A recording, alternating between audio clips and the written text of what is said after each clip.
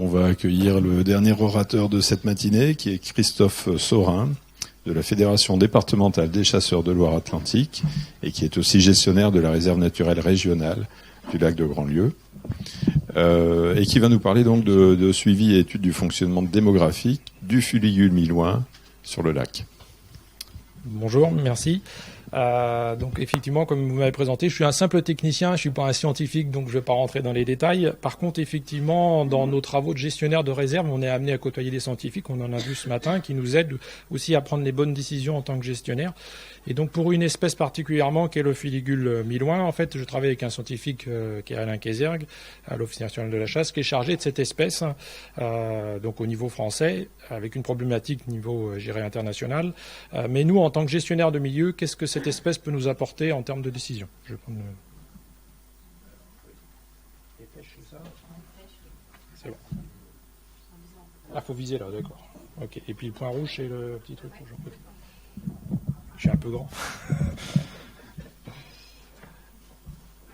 Donc on mène une étude en fait sur cette espèce-là depuis 2004 sur le lac de Grandlieu, puisque c'est un site où en fait cette espèce est présente aussi bien en hivernage qu'en migration, avec des effectifs importants. Hein, donc c'est une espèce qui, comme la plupart des espèces qui sont inféodées aux zones humides, a subi de fortes régressions dues à la disparition des zones humides, mais pas qu'en France, hein, sur l'ensemble du paléarctique. Donc l'espèce fuligule milouin, si on suit les derniers comptages qui sont faits par les réseaux internationaux qui s'appellent Wetland, aurait diminué de moitié sa population ces dernières années. Donc il faut qu'on essaye de comprendre pourquoi. Est-ce qu'effectivement il y a réellement une diminution de cette population, ou est-ce qu'il se passe autre chose, qu'aujourd'hui on les compte plus, ils restent dans d'autres zones, est-ce qu'il y a un réchauffement, voilà. Donc à l'échelle internationale, il y a encore beaucoup de choses à comprendre sur cette espèce-là.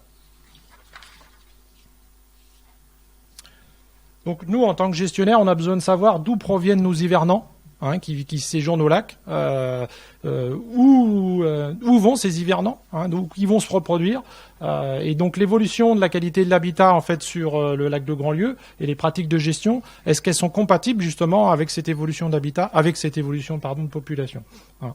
Donc on a besoin de comprendre ça en tant que gestionnaire d'une zone.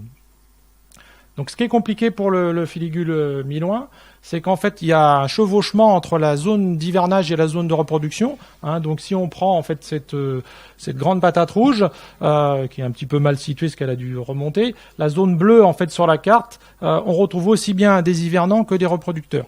Alors que dans la zone plus au nord, hein, plus verte, c'est plutôt les reproducteurs, et la zone plus jaune, plutôt les hivernants. Voilà. Donc on est à cheval sur deux sites, enfin deux types de milouins fréquentant notre zone, aussi bien des reproducteurs que des hivernants. Donc on a aussi l'impossibilité de savoir à quoi sont liées ces différentes variations saisonnières. On compte régulièrement des oiseaux sur le lac de Grandlieu, hein, donc vous avez dû voir dans les présentations qu'il y avait 2 réserves à l'échelle du lac, mais la gestion est, je dirais, plus globale à l'échelle de l'entité lac de Grandlieu, donc les 2 réserves se côtoient et participent aux opérations de comptage communes en fait pour avoir une idée de l'évolution des populations, et donc on voit qu'il y a une fluctuation de ces oiseaux tout au fil de la saison, sans comprendre d'où ils viennent et où ils vont. Donc on a installé en fait ce suivi en 2004 pour essayer de mieux comprendre tout ça. Donc par des comptages qui sont régulièrement faits sur le lac de Grandlieu, en fait durant toute la période hivernale où les oiseaux fréquentent le lac, mais aussi par un système de capture, marquage et recapture qui va nous permettre de comprendre où vont nos oiseaux, hein, où ils sont revus. En Europe, hein, essentiellement, et une mise en relation entre les données qu'on a récoltées lors de la reproduction de ces oiseaux-là et l'habitat qui est sur le lac de Grandlieu. En tant que gestionnaire, nous, ça serait intéressant de savoir quel habitat ils fréquentent, est-ce que ces habitats sont en bon état, est-ce que voilà, quel est le rôle de ces habitats pour cette espèce-là. Donc pour ça, en fait, on a comme c'est compliqué d'aller effectivement capturer des milouins sur l'ensemble de l'Europe pour en avoir suffisamment, on capture en fait des milouins sur leur zone de reproduction qui est le lac de Grandlieu, hein. Donc le lac de Grandlieu, c'est 1/3 des effectifs français qui se reproduisent sur le lac.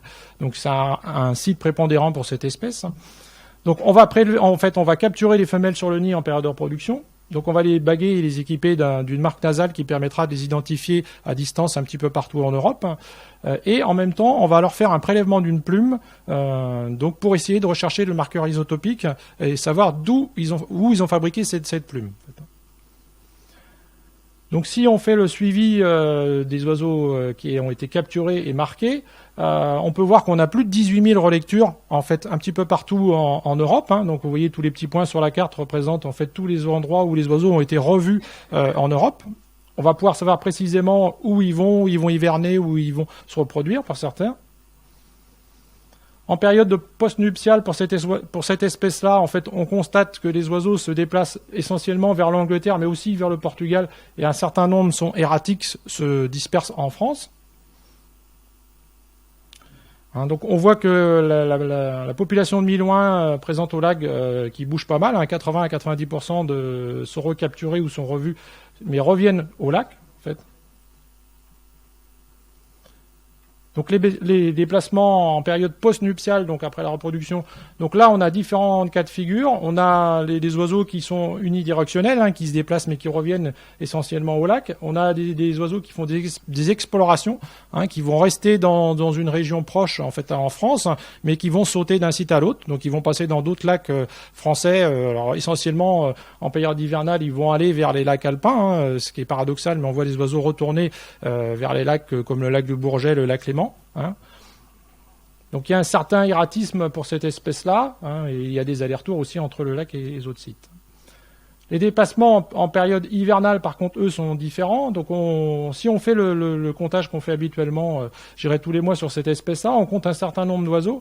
Le problème, c'est qu'en fait, on ne sait pas combien exactement d'oiseaux fréquentent ou viennent au lac, quelle est la taille du turnover. Et donc, avec ce système de capture et de recapture, on a une idée aujourd'hui et on se rend compte qu'en fait, il passe 2 fois plus d'oiseaux au lac de Grandlieu qu'on peut en compter au maximum. Donc, d'où l'importance du lac de Grandlieu pour l'hivernage de cette espèce. Donc, les déplacements intersaisonniers, qui composent la population d'hiver, on a besoin de savoir. On sait qu'on a sans doute une partie de nos reproducteurs. Enfin, on supposait qu'on a une partie de nos reproducteurs, mais on a aussi des oiseaux qui viennent d'ailleurs, qui se sont reproduits au lac de Grandlieu. D'où ils viennent, voilà, c'est aussi ce qu'on a besoin de comprendre. Hein. Donc, on a constaté par ce système que ceux qui venaient l'hiver fréquenter le lac, on en avait 40% de nos femelles qui étaient des femelles qui s'étaient reproduites au lac de Grandlieu. Donc, il y avait un certain sédentarisme à cette espèce-là. Et en période de printemps, on sait que nos femelles sont 100% fidèles à leur site de reproduction. Hein, dont ça va nous apporter des éléments importants dans la gestion en fait qu'on peut faire de cette espèce-là à l'échelle locale, puisque si effectivement on fait baisser la reproduction, on sait qu'on va avoir moins d'hivernants et ainsi de suite, moins de reproducteurs. Voilà.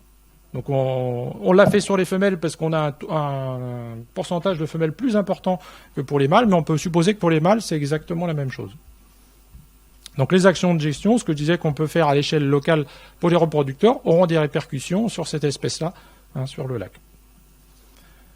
Donc sur les oiseaux qui sont venus se reproduire au lac, où vont ces oiseaux, hein, maintenant on le sait, hein, donc on a une partie de ces oiseaux qui remontent vers l'Angleterre. Hein, donc une autre partie remonte même vers les Pays-Bas ou l'Europe du Nord. Une partie va redescendre plus au sud, donc vers l'Espagne jusqu'au Portugal, et une partie va redescendre dans ce que j'ai appelé tout à l'heure les lacs alpins qu'on retrouve, hein, le lac de Bourget, le lac Léman, enfin les quelques lacs qu'on retrouve, entre les Alpes, voilà, aux environs des Alpes. Ce qui sont des lacs en général qui gèlent pas l'hiver et qui sont bien fréquentés par ces espèces-là. Et si on se base sur d'autres oiseaux qui sont bagués en période de reproduction, mais dans une autre zone, qui sont les dômes, qui sont dans le centre de la France, vous voyez que le mouvement de ces oiseaux-là, il n'est pas le même. Hein. Les oiseaux qui sont bagués dans les dômes, une partie en fait remonte effectivement ou reste sur le pourtour de la Suisse sur les différents lacs alpins, une partie redescend vers l'Italie et une partie descend vers l'Espagne. Ces oiseaux qui sont dans les dômes ne remontent pas en Angleterre comme les nôtres le font en période hivernale. Donc, comment on a caractérisé? Si on prend un cas, hein, c'est un exemple, d'une espèce d'un individu, qu'on a vu X fois, mais il y a eu plusieurs exemples comme ça. Vous voyez, ce filigule milouin venir, en fait, le point rouge, je sais pas si ça marche. Ce filigule milouin venir se reproduire au lac de Grandlieu, donc être bagué en période de reproduction au mois de juin sur le lac, et se retrouver en hiver en Angleterre. On le revoit, j'irai l'année suivante, se reproduire au lac, l'année d'après, il est encore en Angleterre. Mince, hop là. C'était un peu trop vite. Et donc l'année après, il est encore en Angleterre. Donc on peut voir qu'il y a un certain fidélisme entre le site en fait d'hivernage et leur site de reproduction. Voilà. Donc tout à l'heure, j'ai parlé sur les oiseaux qui se reproduisaient au lac, on leur faisait un prélèvement d'une plume, entre autres pour savoir où ils avaient fabriqué cette plume, donc en période hivernale, savoir de quelle zone géographique potentiellement il s'était reproduit, sur quelle zone il s'était reproduit. Hein, donc avec le système d'isotopes, alors donc la carte c'est pas très très joli, hein, mais on a les différents degrés isotopiques qu'on peut retrouver, et donc on a prélevé les plumes en période hivernale sur les oiseaux. Et donc, on a pu déterminer à peu près les zones géographiques potentiellement d'où venaient les milouins. Alors, j'ai pris deux espèces qui sont complètement différentes, qui sont pas si différentes que ça, qui sont le Fuligule morillon, qui lui a une zone de reproduction très très nordique, hein, donc vous voyez qui est ici là, et le Fuligule milouin, où sa zone de reproduction est plutôt, il y a deux zones de reproduction, une très au nord et une qui se retrouve en Europe centrale.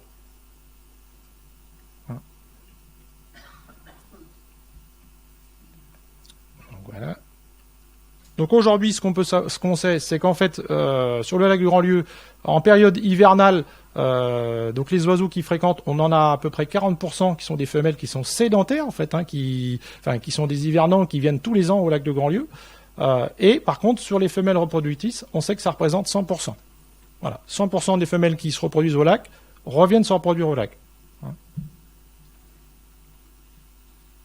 Donc ouais, une fidélité absolue au site de reproduction. Maintenant, en tant que gestionnaire de milieu, on a besoin de savoir comment ça fonctionne un peu plus et quels sont les éléments clés qui font qu'on a un succès de reproduction ou pas sur le site. Donc si on croise en fait la carte avec la localisation des nids, avec la carte des habitats en fait qu'on retrouve sur le lac, plus différentes variables qu'on peut intégrer, on va avoir quels sont les éléments qui font qu'on a un succès de nidification important ou pas. Hein. Donc on sait déjà aujourd'hui que plus une femelle nichera tôt en saison, plus son taux de réussite sera important. Hein. Mais on a aussi remarqué, parce que donc quand on fait le bagage sur les nids, on marque en fait l'habitat dans lequel elle se trouve, la présence d'eau, ainsi de suite. Donc avec le temps, on a fini par remarquer qu'en fait, il y avait une nécessité d'avoir une présence de l'eau autour du nid pour avoir un bon succès de reproduction. Alors, au moment de la ponte et au moment de l'éclosion. Donc si on a le lac de Grand-Lieu, on l'a vu pour sa qualité d'eau et pour différents paramètres, comme la plupart des zones humides, je dirais, à travers le monde, la gestion de l'eau est souvent conflictuelle entre les différents usagers, pour différentes raisons, économiques ou autres. Si on se base que pour l'espèce Fuligule... Hop là, j'ai été trop vite. Tac, non, c'est là. Si on se base que pour le Fuligule milouin, quelles sont les explications qui fait qu'on a une reproduction au lac de Grand-Lieu qui n'a cessé d'augmenter et qu'est-ce qui explique aujourd'hui qu'on serait plutôt sur une phase de déclin. Et une des variables, parce que c'est pas la seule, hein, voilà, ça reste à l'idée d'une hypothèse, mais c'est sans doute probable, c'est qu'en fait, plus les niveaux d'eau au printemps sont hauts, plus ça permet la nidification, parce que toutes les roselières sont inondées et l'eau reste longtemps dans les roselières, donc ce qui fait qu'on a un beau taux de réussite en fait en termes de reproduction. Et plus les niveaux d'eau au printemps sont bas, moins la reproduction est bonne. C'est-à-dire que les femelles, effectivement, elles peuvent nicher, mais souvent après, au moment de l'éclosion, il n'y a plus d'œufs, et entre-temps, il y a souvent des prédateurs qui vont manger des œufs. J'ai entendu tout à l'heure aux Pays-Bas, là, sur une île où effectivement les prédateurs n'avaient pas accès, il y avait un taux de réussite sans doute plus important que là où les prédateurs n'ont pas accès. Et donc l'eau protège quelque part la nichée en fait de la prédation ou voire d'autres facteurs. Donc les niveaux d'eau du lac de Grand-Lieu seront importants pour cette espèce-là à certains moments de l'année. On peut voir aussi que les accidents climatiques, en fait, hein, donc là les flèches blanches et les crues, vont avoir un incidence néfaste en fait sur la reproduction. Hein, vous doutez bien, si on a des crues en pleine période de printemps, comme ça a été le cas l'année dernière et l'année d'avant, la plupart des nids sont noyés, disparaissent sous l'eau et donc sont détruits, donc avec un taux de réussite très faible. Donc si on croise la carte de l'habitat avec la carte en fait de la présence des nids, on peut avoir une idée, une probabilité des zones qui sont fréquentées par le filigule minoin en période de nidification. Donc vous voyez, on peut retirer ça à l'échelle d'un site. Et on peut la transposer à l'échelle globale du lac. Donc en fait, plus c'est bleu, plus le potentiel est important pour que cette espèce niche, et plus c'est rouge, moins c'est important. Donc vous vous dites bien, tout ce qui est en rouge, c'est ce qui est souvent en eau, ou ça c'est des parties tout en eau, où il n'y a pas de végétation qui est adaptée, puisque donc pour la nidification, on a besoin effectivement de l'eau, mais on a aussi besoin de la présence d'habitats, entre autres de phalaris et de phragmites, qui sont les bons habitats pour la nidification de cette espèce-là, contrairement au carex. Si je compare en fait, ce qui nous a amené à tout ça, c'est si je compare en fait l'année 2010, donc la localisation des nids, à l'année 2016 où les niveaux étaient bas, la comparaison de la localisation des nids, on voit qu'en 2010, vous voyez sur cet habitat-là, il y a une multitude de nids en fait bien éparpillés un petit peu partout. Si on compare à 2016 où les niveaux étaient très bas, on voit que les nids se sont concentrés essentiellement en bordure en fait entre l'interface eau et roselière, et que cette espèce-là n'a pas exploité toute la roselière qui était à l'intérieur, qui était à ce moment-là à sec. Donc les habitats sont de moins de qualité.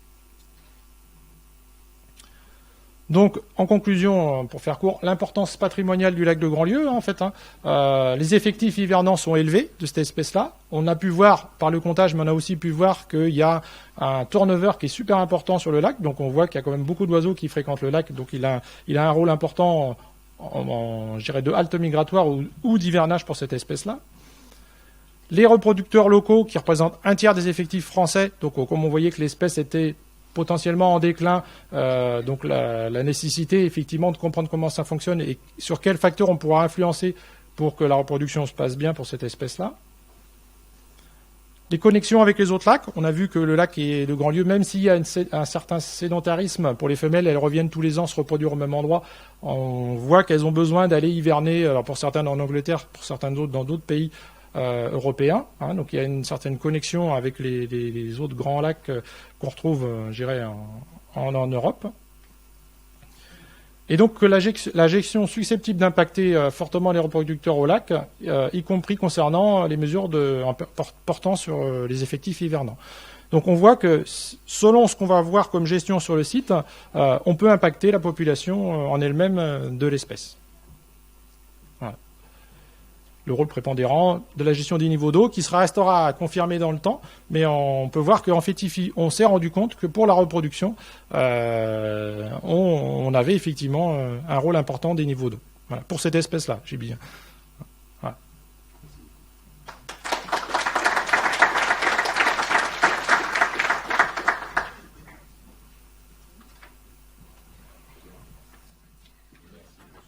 Merci pour ce focus donc sur le filigule minoin.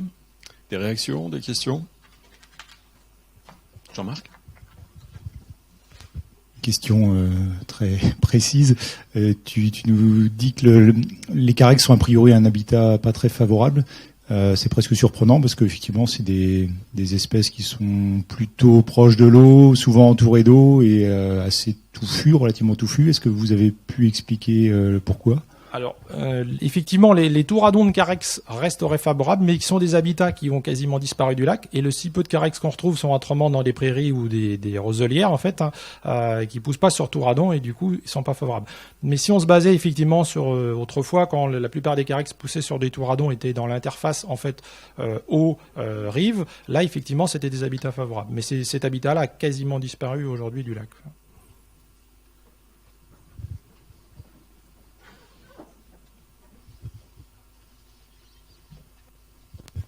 Non, j'apporte juste une précision à ce que dit Christophe, c'est que les carex, c'est des habitats par défaut lorsqu'il n'y a pas de roselière. Donc quand ta roselière est pas en eau, ils vont sur les carex et ils sont surutilisés. Et le problème, c'est que ils sont concentrés sur une bande de végétation qui est très étroite et que lorsqu'un prédateur arrive là-dedans, il peut tout détruire. Donc c'est les carissés, les grandes carissées qu'il y avait sur l'ouest, le sud du lac, là, dans le Doubs par exemple, qui ont régressé à cause de l'érosion et autres. Elles étaient favorables, mais pas forcément très utilisées. Et ils préfèrent, lorsque les niveaux d'eau sont élevés, se mettre dans la roselière où la prédation est beaucoup moins importante. Donc, si tu veux, c'est de mauvaise qualité parce que la prédation est plus élevée. Au sens strict, par contre, ça constitue des trucs faciles à exploiter. Mais là, c'est encore assez hétérogène d'un endroit à l'autre du lac. Tu as la partie port d'été, donc sud-est, qui est favorable, assez bonne, et d'autres parties qui sont beaucoup moins favorables. Mais ça devient un habitat maintenant favorisé parce qu'il n'y a pas d'autres solutions pour le canard, quoi.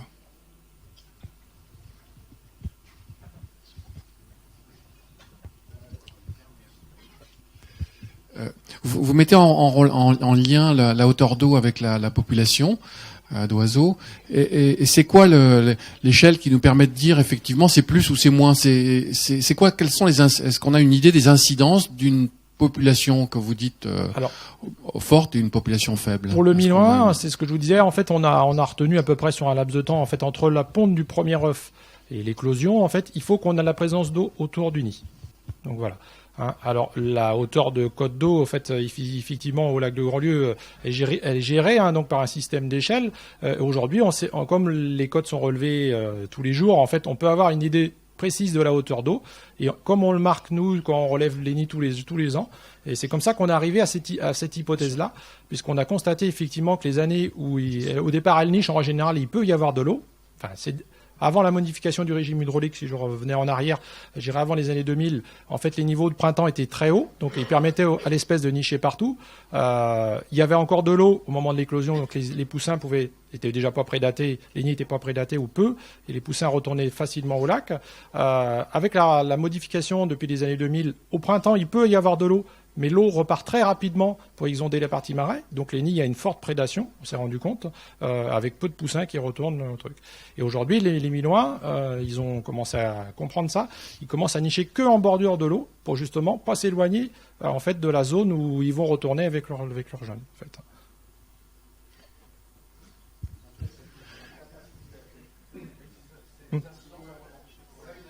Oui, sur le nombre de couples, pardon, oui. Alors, on le voit moins aujourd'hui sur le graphique, parce qu'en fait, on voit aujourd'hui que le nombre de couples, là, on est à plus de 600 couples, là, on a diminué un petit peu ces dernières années, mais c'est encore pas flagrant. Par contre, on le voit sur le taux de survie, en fait. Le nombre de couples a encore pas chuté. Je pense que si les niveaux restent comme ils sont, chutera indéniablement à un moment de temps, mais on voit que par contre, le taux de réussite, en fait, des nichés diminue fortement, lui. Voilà. Et comme on sait que nos femelles sont fidèles à leur site de nidification, et donc les jeunes le sont, donc voilà, moins on aura de jeunes qui naissent au lac Grandlieu, potentiellement, moins on en aura qui se reproduiront. Ma question était un petit peu plus... Pas sans micro, Luc. Luc, je te repasse la parole. Oui. Le micro pour la traduction. Ma question était un petit peu plus précise. C'est quelle est l'incidence de cette population que vous dites forte ou faible sur l'écosystème global du lac? Est-ce qu'on connaît l'incidence de cette population quand elle est haute et quand elle est basse? Voilà. C'était un peu ça ma question. Je vais laisser Alain répondre, mais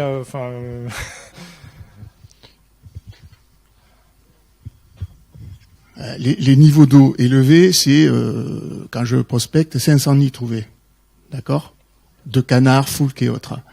Lorsque les niveaux d'eau sont bas, là, à l'heure actuelle, l'année dernière, on est tombé. Bon, c'est particulier parce qu'il y avait une crue, donc il y a eu des problèmes, mais on tombe à 200 nids, toutes espèces confondues. Le Milouin, c'est 160 nids actifs trouvés sur la période, la fondation, les milieux prospectés. Et à l'heure actuelle, c'est 40-50 nids. Donc on est vraiment passé dans une régression. Alors le problème, c'est que, la partie de fondation, c'est pas forcément la meilleure en termes de nidification. Il y a tous les leviers qui sont très favorables et qui sont beaucoup moins impactés par les variations de niveau d'eau.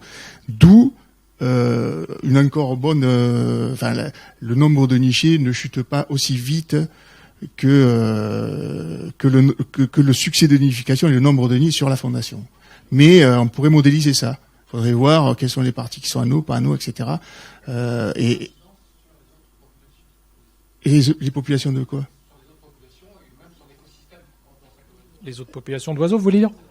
Alors, les autres populations d'oiseaux, effectivement, si on compare aux espèces qui nichent au sol, qui ont besoin d'eau, comme les autres populations de canards, en fait, qui nicheraient dans la roselière, là, c'est pareil, ils subissent la même perte. Enfin, ils perdent d'habitat, je veux dire. Voilà, ils sont obligés d'aller se reproduire plus près de l'eau. Pour d'autres oiseaux, par contre, c'est pas du tout ça. On a vu tout à l'heure Loïc parler des grands ardéidés. Enfin, et du coup, eux se portent bien. Les populations sont plutôt en augmentation sur le lac. Donc, c'est pour ça que, enfin, vous le savez pertinemment, que c'est multifactoriel. Si on prend qu'une espèce pour gérer un site, on n'y arrivera jamais. Enfin, voilà. On sait qu'aujourd'hui, pour cette espèce-là, peut-être potentiellement les quelques facteurs niveau d'eau, alors la qualité d'eau aussi, sont des facteurs importants pour gérer cette espèce-là.